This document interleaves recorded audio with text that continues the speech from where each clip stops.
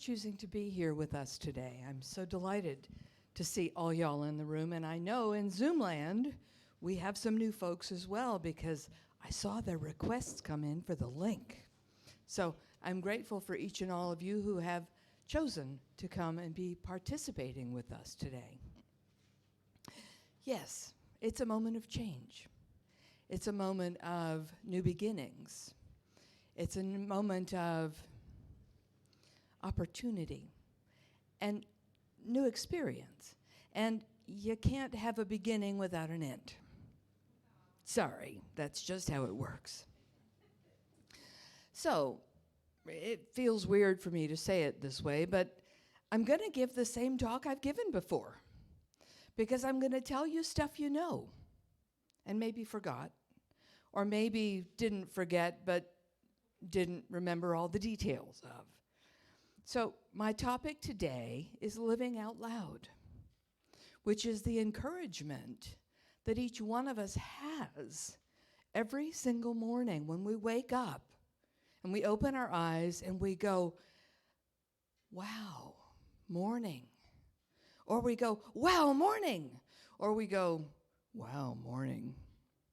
Because we have that moment of being able to decide how we're going to be, how we're going to live, and whether we're going to live out loud or whether we're going to hide our light under a bushel, right? Because that's what every single one of us has as our option every single day, every single day, every single moment, every single breath. Am I going to move into life, or am I going to shrink back and be less than? No answer is wrong. Every answer comes with consequences. And you get to decide. We get to decide. Every one of us gets to decide. So, are you playing small? Or are you living out loud? The only person who can know what is your truth is you. Because whatever anybody else thinks about what you are doing is none of your business. Right? Because they're going to do what they do. And they're going to think what they think, and they're going to believe what they believe. But each one of us gets to decide and choose and be and choose over if we didn't like the way it works. It's like, well, that wasn't fun. I'm going to do different. And the choice is always ours. And the challenge is to remind ourselves that we live in that space of choice. And Sharon, thank you for mentioning the clock, because I didn't see it until you said that. Because we are the ones who trap ourselves by what we think and what we think we see. And we are the only ones that can let ourselves loose. And yes, there's a lot of cultural conditioning that tells us the way the world is. And a lot of it's garbage. Just plain and simple. And so we get to decide whether we believe the garbage propaganda that tells us what we're allowed to do, or permitted to do, heaven forbid, or what's in our way. Because a lot of that is a facade, and it's not actually true. And yeah, if you believe there are roadblocks, I promise you there will be roadblocks. And if you believe it's a space opening, well, guess what?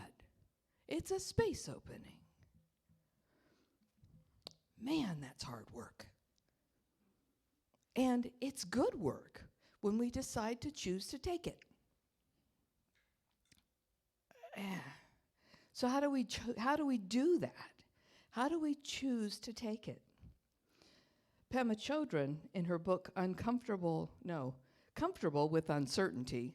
Boy, that's a hard idea. Comfortable with Uncertainty. She talks about curiosity. Curiosity involves being gentle, precise, and open. actually being able to let go and be open. Gentleness is a sense of good-heartedness towards ourselves. Precision is being able to see clearly and not being afraid to see what's really there. Openness is being able to let go and to open. When you come to have this kind of honesty, gentleness, and good-heartedness, combined with the clarity about yourself, there is no obstacle to feeling loving kindness for others as well. So, can we feel kindness towards ourselves and be open to the possibility of sharing that self-kindness in a broader scale? And this is hard because cultural conditioning, right? Culturally, we are not conditioned to be kind to ourselves. Anybody else have parents that told us that we weren't worth the ground that we were made of? I started to say other words, but there is a recording. It's hard to stop yourself sometimes. We are conditioned to beat ourselves up for our perceived shortcomings and failures. And all of that's a lie. All of it is a lie. The people that told us that were doing the best they could. It's not their fault either. That's what they learned. And we get to see clearly. We get to see without the blinders, without the false appearance. And see what's true. See what's real. And what's real is that we are love and we are light and we are peace and we are joy and we are the capacity to create good.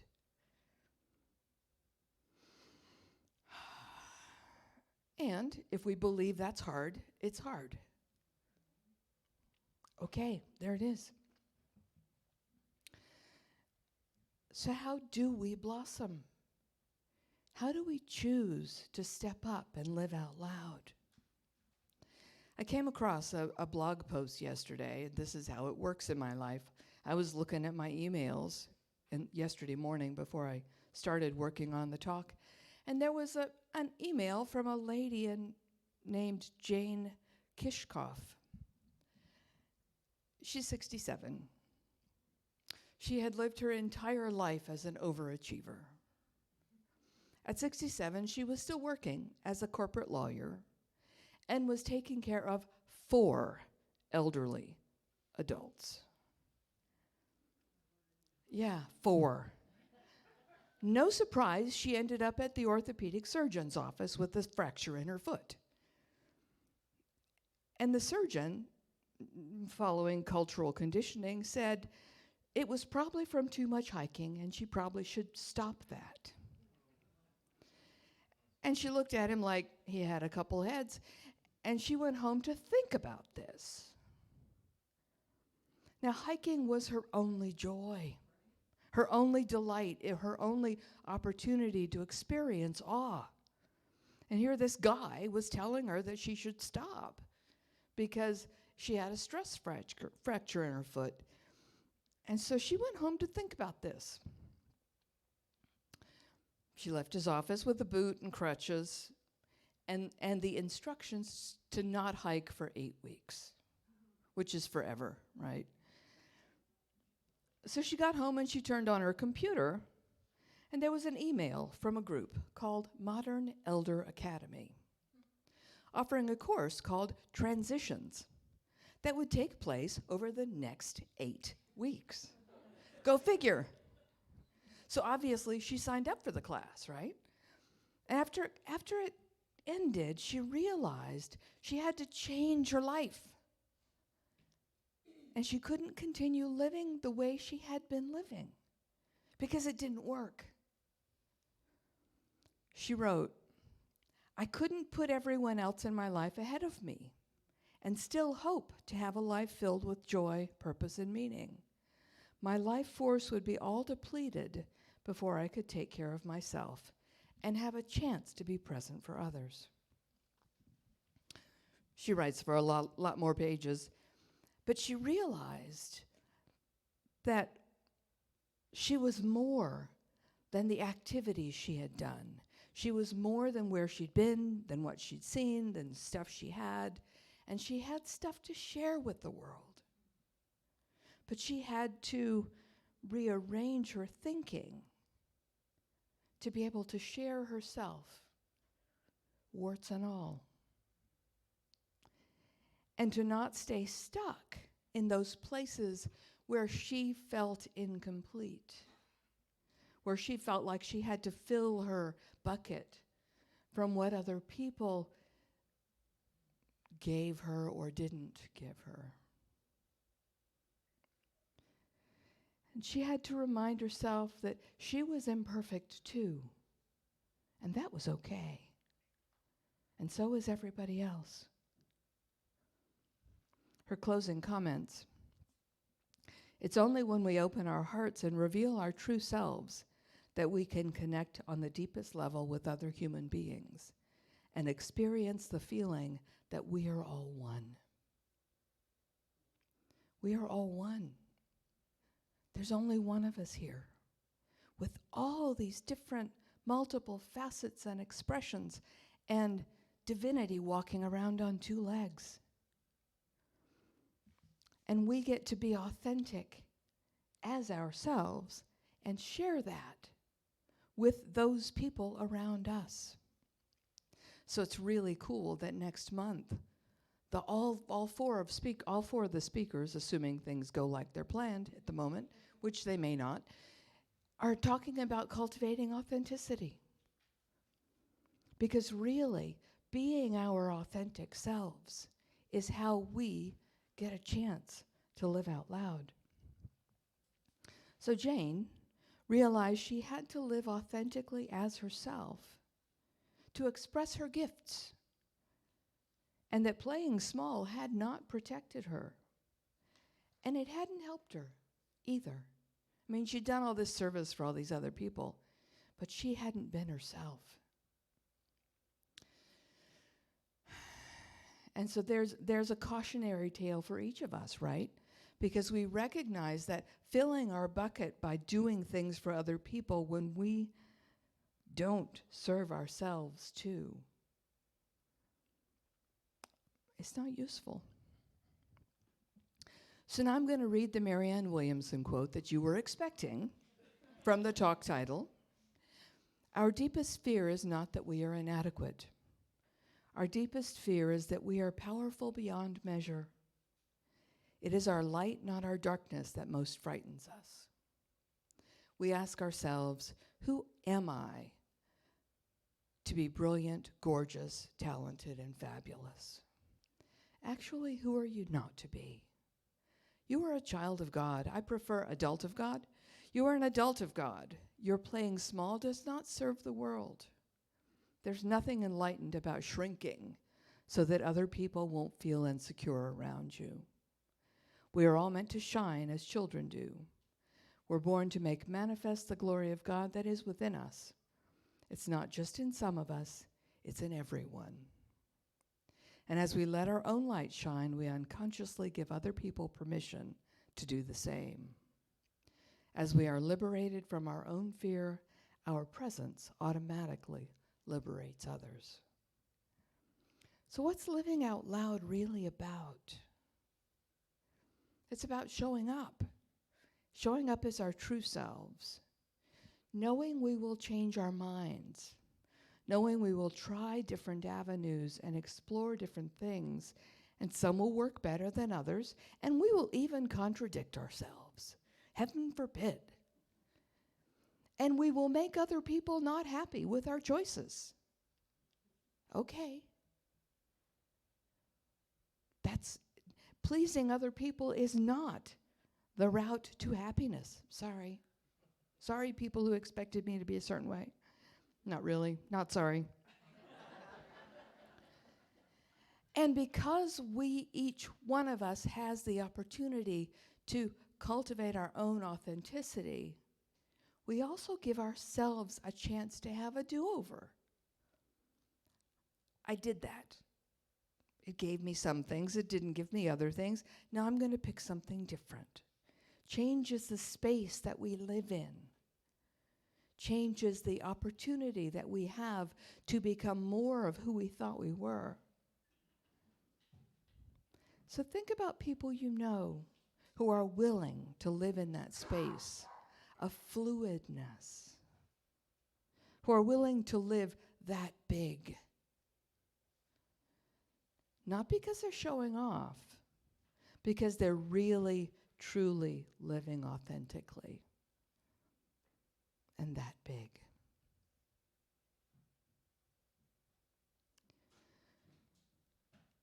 Consider your thoughts about that.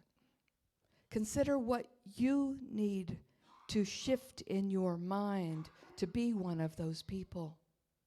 Because that is what is in every single one of us. That ability, that option, that capacity. We have to let it out. And if those people who do their own thing seem to be individualists, take a look at that. They might be. They might be those people that are solar flares. But probably they're not. Probably you're just not aware of their support groups, their support systems, the communities they're a part of. It's worth remembering the African proverb that I used in the blog post from last week's newsletter. If you want to go fast, go alone. If you want to go far, go together. Because really, that single person by themselves runs out of steam. It is in community that the whole is lifted. Going far has more value.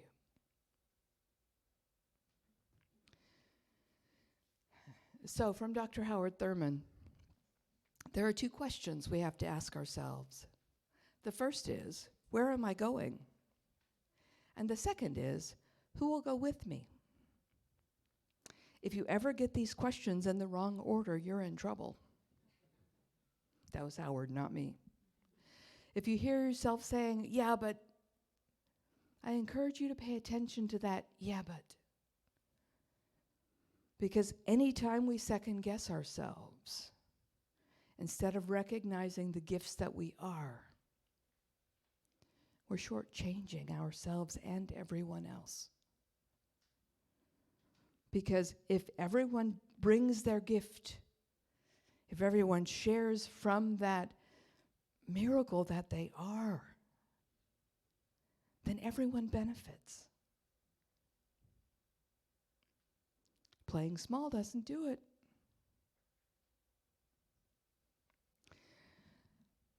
So in addition to the quote that Sharon read earlier, which I'm going to repeat in a second, there are 3 more quotes from Dr. Ernest that I want to read. Reminders, things you know already. Because we have to live, well, we don't have to. We can choose to be small. There's nothing that says we have to be big. Choice and consequence, right? That's the thing. So first, the quote that Sharon read earlier from Living Without Fear, page 48 and 49. If we were to further inquire of our imagination what the ultimate purpose of evolution is, the most logical answer it could give would be that the purpose of life is to produce beings who can consciously cooperate with it. And through such cooperation, the evolving principle itself, which is God, by the way, may more completely express. Our job is to show up as God so that God can be expressed more fully. Is that a big enough picture for you? The second quote from Practical Applications of the Science of Mind. The latent divinity within us stirs our imagination, and because of its insistent demand, impels and compels our growth. And then 2 more quotes from Dr. Holmes from How to Use the Science of Mind. First, page 48. The universe can only give us what we can take. And since our taking is a thing of consciousness, the universe can give us only what we're aware of. If I make my world small, I don't see what's possible. We have to be aware of what reality is in order to be able to step into that. And the second quote from How to Use Science of Mind, page 4. We are at liberty to choose what manner of life we shall live. We should feel that we should feel that in this choice we are backed by all the will, the purpose, and all the law of the universe. We are supported in our choices. We have to know that and believe it in order to feel it. So I could keep talking about this topic for a really long time. It's one of my favorites, but I'm fairly sure you got it. And as I close, or before I close, I have one more quote. And this one is attributed to Goethe's Faust. But it was really written by a guy named John Answer, who was inspired by that classic work. You know this quote too. Whatever you can do or dream you can, begin it.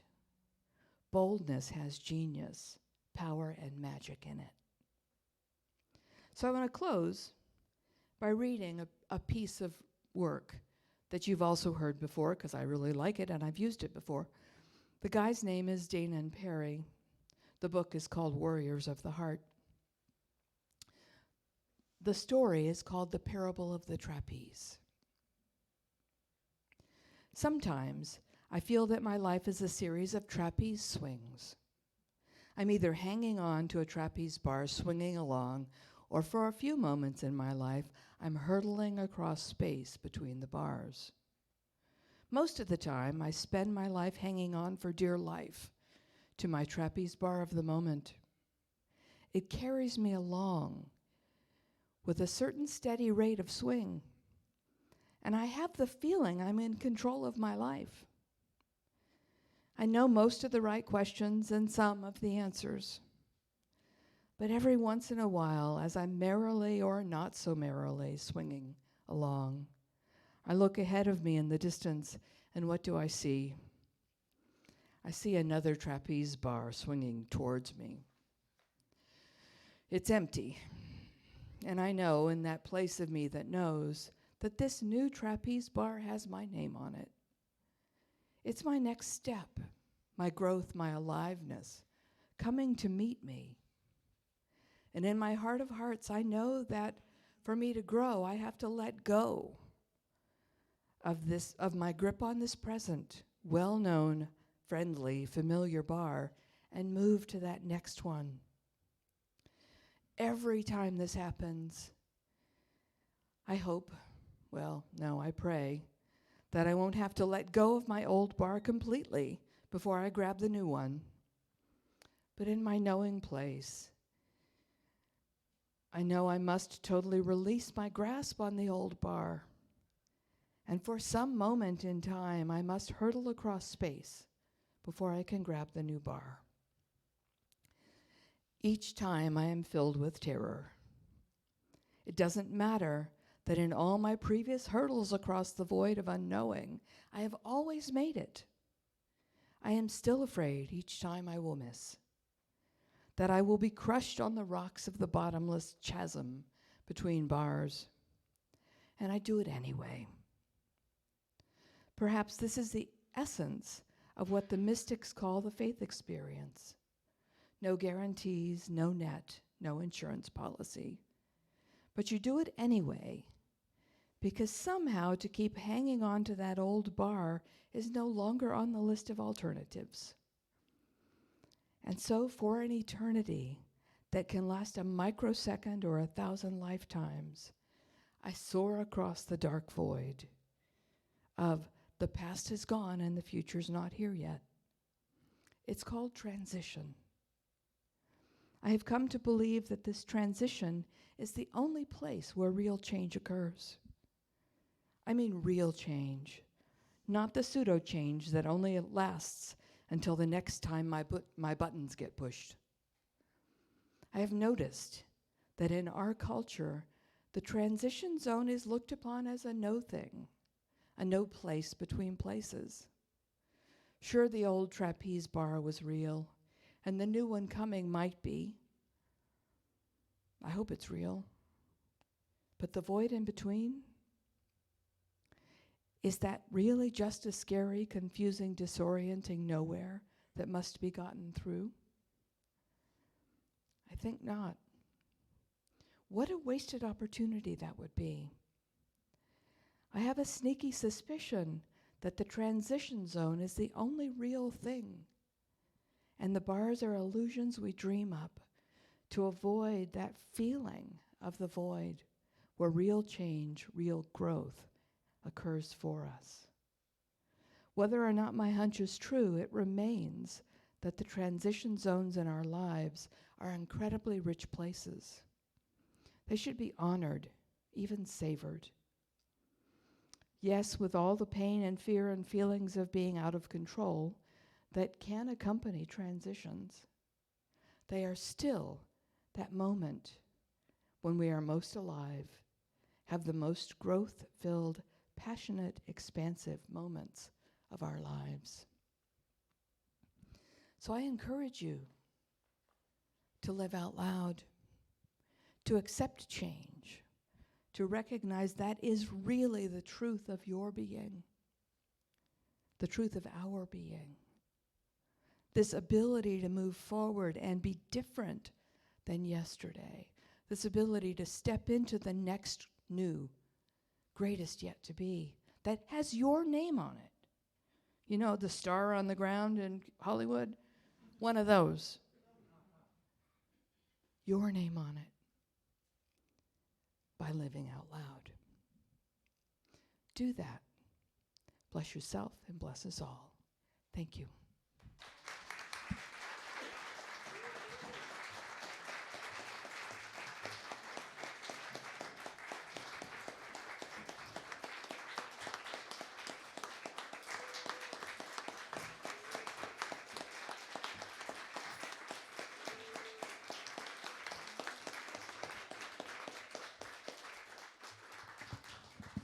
So now I want to speak the prayer. I saw a minister post yesterday from Dr. Petra Weldes, and she says, I don't call it prayer. Prayer has too much garbage on it. I call it spiritual mind treatment, because that's what it is. Because we treat our minds to remember the spiritual truth. And that spiritual truth is oneness.